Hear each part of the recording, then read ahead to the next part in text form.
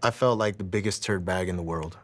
I went from being this awesome person that changed people's lives, and now I'm making sure the right people go into the condos, and I'm getting looked at like, you know, the faces that I would see these people make when they saw me, you know, like, oh, you know, this guy, and the way they would treat you, like you can pick up on that stuff, and then they would ask you, they're like, oh, so what do you do?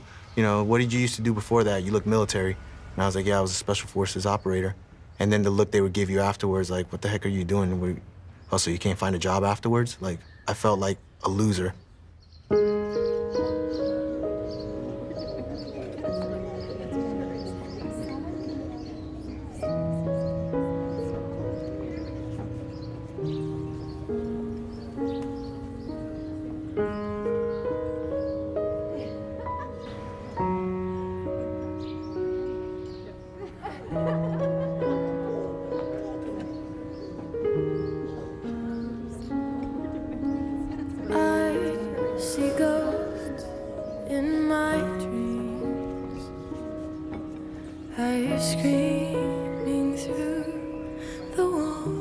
My ex and I had decided that earlier that summer that we would try to work things out.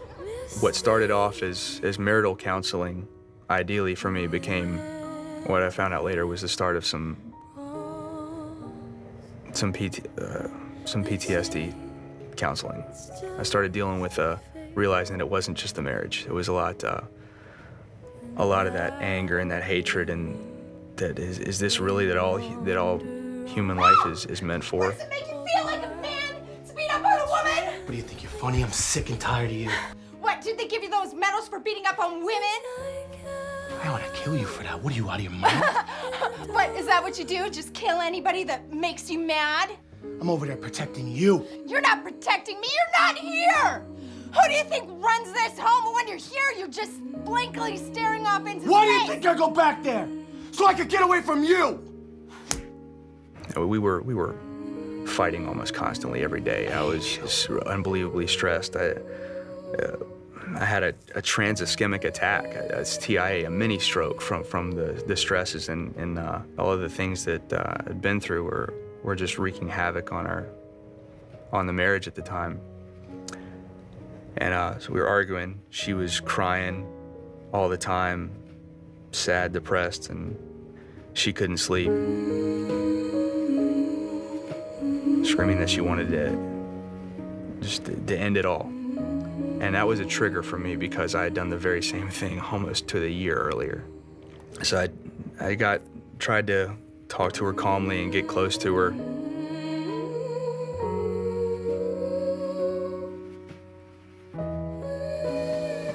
Baby. Baby, what are you doing? I have to. There's no other way. Baby, give me the gun. What are you doing? It's okay, I don't need it anymore. Walked out to the garage where I knew she kept her H&K Compact 40. So I thought that, great, this is how it's gonna go down. So I picked the magazine up off the floor, reloaded the gun, and I'm sitting here with a dilemma with my granddad's .45 in my hands and what I thought was my ex coming back into the house with her H&K Compact 40 locked and loaded. And I'm sitting here thinking, Is this really how it's gonna end? She walked up to me and I was... Take this. Scared. I can't be trusted with But it. by God's grace, she handed me the gun and said, take this from me, I'm not safe with it. I was once a brave one. And she left the house. Never counted the cost, but as my walk becomes a crawl, I fear I've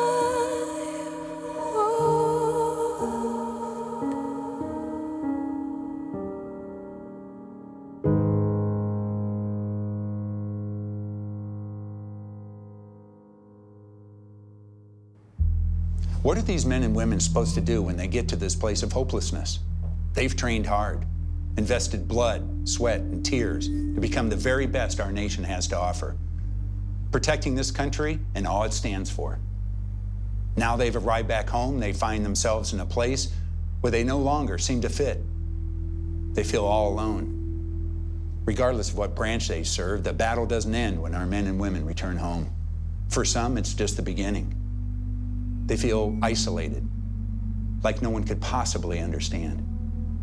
They try everything to forget. The war, the firefights, the explosions, horrific sounds and images that are locked in their minds.